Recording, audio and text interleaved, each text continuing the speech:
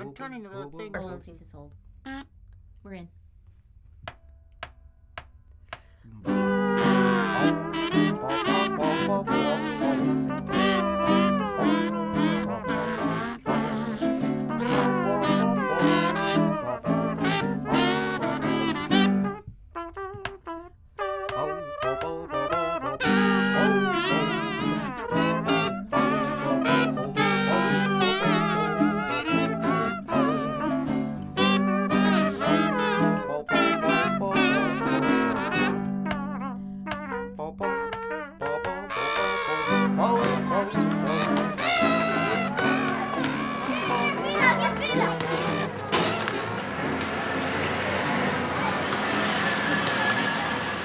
Synergy is something that Fuller talked a lot about. An example that he used to explain synergy is the way the Earth and the Moon rotate around each other. If you'd only had the Earth or only had the Moon, you would not have been able to predict how these two massive objects would interact. He extrapolated that to the way groups of people function, in that if you took a bunch of individuals and analyzed their skills and capabilities, you would not be able to predict, based on their individual behaviors, how they might behave when they're organized into a group acting in concert. All right, Synergy has a definite and very well thought out mission. What I would say Synergy's mission is to provide a happy, safe place for children where they can learn in a different number of ways.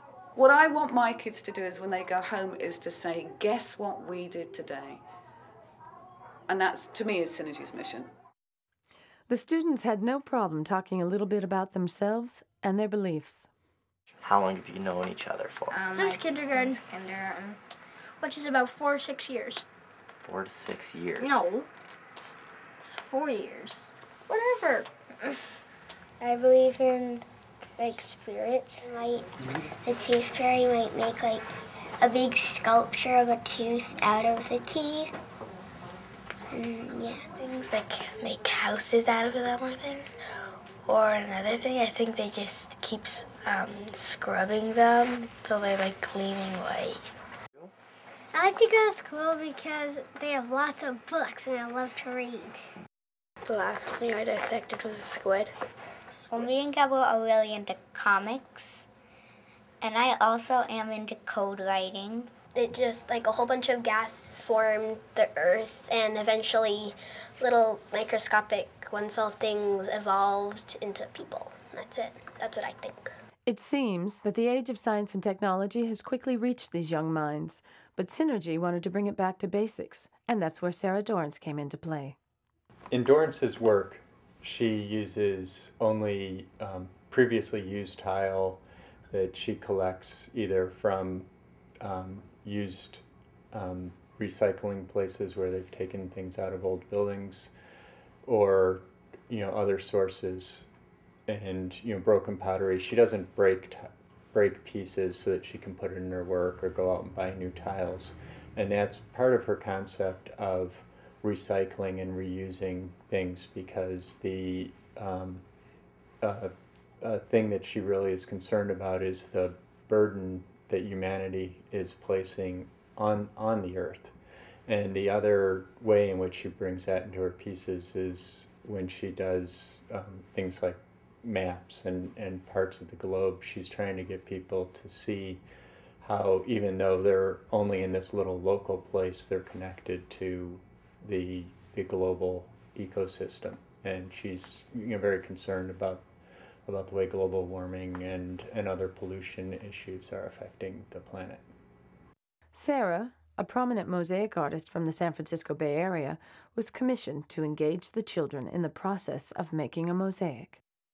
Did Sara explain to you the construct of her project and how she was presenting it to the children? Yes, we all went round to visit her house, and it was really neat because she has a couple of smaller mosaics, and then this fabulous mosaic of the mermaid in her bathroom.